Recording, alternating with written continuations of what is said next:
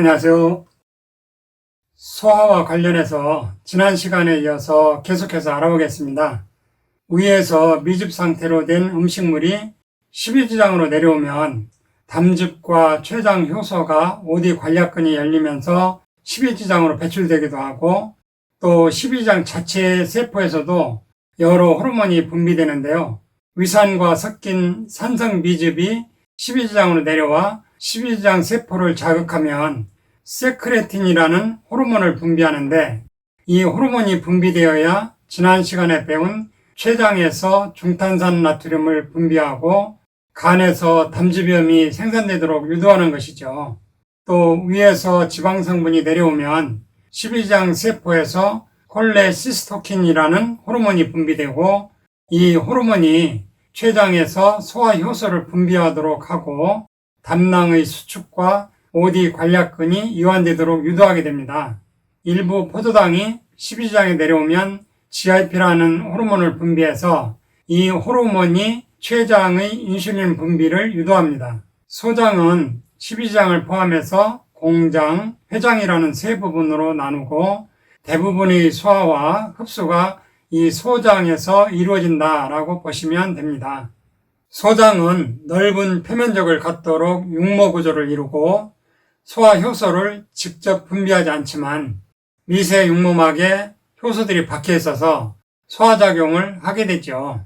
소장 점막에서 각종 점액과 염류, 수분을 분비해서 내강 표면을 보호하고 윤활작용을 하고 음화 속에 줄기세포들이 있어서 약 3일마다 상피세포들을 교체합니다. 십이지장과 공장에서 대부분의 영양분이 흡수되는데 염류, 비타민, 물, 탄수화물, 단백질, 지질은 소화되어서 소장에서 무조건 흡수되고 철분과 칼슘은 인체 필요량에 따라 흡수를 조절하게 됩니다. 우리가 먹은 탄수화물은 이당류 상태로 소장에 도달하면 세포막에 있는 이당류 분해 효소들이 단당류로 분해해서 최종적으로 포도당, 갈락토스, 과당으로 되는데, 포도당과 갈락토스는 나트륨이 있어야 흡수가 되기 때문에 너무 싱겁게 먹어서 나트륨이 부족하면 포도당이 제대로 흡수가 되지 않게 됩니다. 적당히 천일염이나 된장, 간장으로 간을 해서 먹어야 하는 이유입니다. 단백질은 최종적으로 아미노산으로 분해된 후 나트륨이나 수소이온과 공동수성으로 흡수되고, 아미노산이 2개, 3개 붙어있는 일부 단백질은 통째로 흡수되기도 합니다. 지질은 중성지방과 콜레스테롤로 나누어지는데, 중성지방은 모노아실 글리세롤과 지방산으로 분해된 후 단순 확산으로, 또 콜레스테롤도 단순 확산으로 흡수됩니다. 소장 끝부분인 회장에서는 주로 비타민 B12와 담즙염이 흡수되고요. 소장에서 흡수되고 남은 찌꺼기는 연동운동에 의해서 대장 쪽으로 밀려나가고, 소장 말단 회명부에도 관략근이 발달되어 있어서 대장에서 소장으로 찌꺼기가 역류하는 것을 막아줍니다. 그런데 음식물 찌꺼기가 내려와서 회장부가 팽창해서 내인성 신경총을 자극하거나 위장에서 가스트린을 분비하면 회면부 관략근이 이완해서 소장의 찌꺼기들이 대장으로 배출되기 시작하는 것이죠. 소장과 관련한 질환으로 대표적인 것은 장누수 증후군이 있는데요.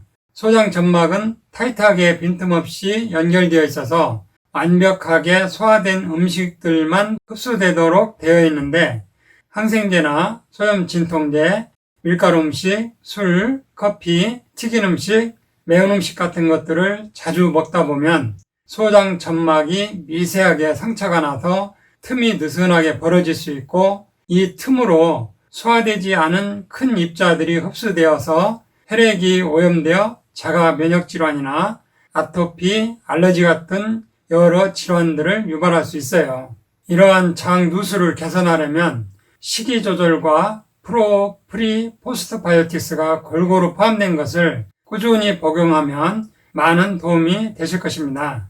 소장에서 음식 찌꺼기들이 대장으로 내려오면 대장에서 하는 일은 염류와 물을 흡수해서 대변이 어느 정도 굳어지도록 하는데요. 우리가 보통 알기로는 대장에서 물을 가장 많이 흡수하는 것으로 알고 있는데 흡수하는 물의 총량은 소장이 대장보다 더 많이 흡수해요. 소장은 하는 일이 많다 보니 물 흡수량이 대장보다도 많은데도 강조되지 않아서 그렇고 대장은 하는 일이 별로 없다 보니 물 흡수량이 강조된 것이죠. 대장 내에는 많은 균들이 서식하고 있는데 유해균, 유익균, 중간균들이 적절한 비율을 잘 유지할 때 장이 건강한 상태가 되는데요.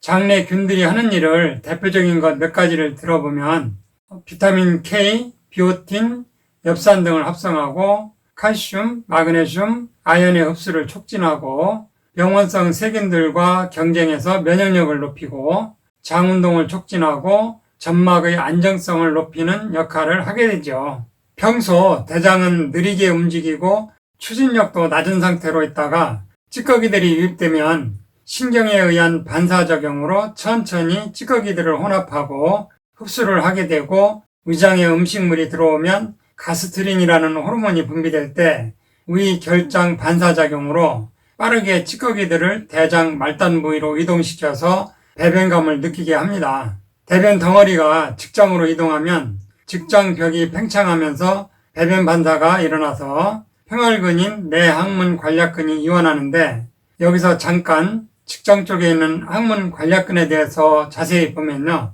항문 관략근에는 내항문 관략근과 외항문 관략근이 있는데요. 내항문 관략근은 평혈근이라 우리 의지대로 조절을 할 수 없고 외항문 관략근은 골격근이라 우리 의지대로 어느 정도 조절할 수 있어요.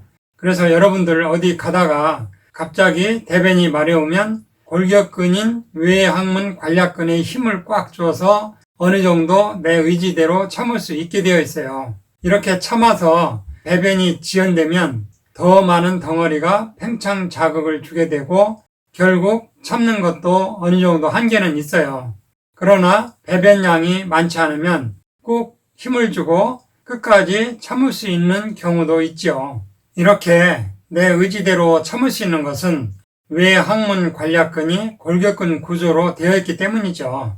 대장과 관련한 것 중에 유당 불내성이라는 것이 있는데 젖당 불내성이라고도 하는데요. 인류의 성인 중 약 90%는 우유나 유제품을 먹으면 젖당을 소화시키지 못해서 소화되지 못한 젖당이 장 안쪽의 삼투압을 높여서 물을 장 안쪽으로 끌어들여 물 설사를 하기도 하고 대장의 세균들이 젖당을 분해해서 CO2나 메탄가스 등을 생성해서 장을 부글부글 끓게 하고 복통이나 설사를 유발하는데 이것을 젖당 불내성이라고 해요. 아기 때는 모유와 우유를 먹으면 이 젖당을 소화시키는 락타제라는 소화효소가 잘 나오는데 동생이 탄생하면 젖을 다음 세대에게 물려줘야 하기 때문에 성장하면서 락타제라는 소화효소의 발현이 사라진다고 하는데 성인의 90%는 락타제 발현이 안 된다고 합니다.